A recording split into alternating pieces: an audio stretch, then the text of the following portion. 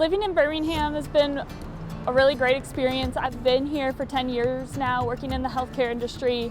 I've worked at a few different hospitals, and that's given me a lot of different experiences, and I've been able to see a lot of different patient populations. I've seen how race and racism over the years has really affected the city and has shaped different things in order for me to take better care of my patients and help advocate for them. I am Caitlin Moore, and I just finished the Clinical Nurse Specialist DNP program. I worked in the ICU for a long time, and we'd get patients with congestive heart failure exacerbation where they're just having extra fluid building up into their body and their lungs, and their body just can't process that fluid. And they would maybe come back twice a month or once every other month.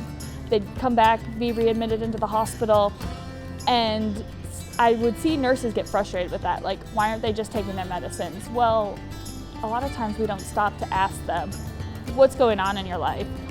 Michigan State, especially with the social determinant of health and health equity focus, really brought that to light for me, and that inspired me to focus on health equity and racism in medicine. We give them a prescription and we just assume that they have no problems filling it, that they either have insurance or they have a means to fill their prescription, or that they can just pay for it out of pocket, instead of really looking at, okay, what medicine is best for them and that they can afford. As a clinical nurse specialist, it's really important to understand where your patients are coming from and really understanding your community that you serve.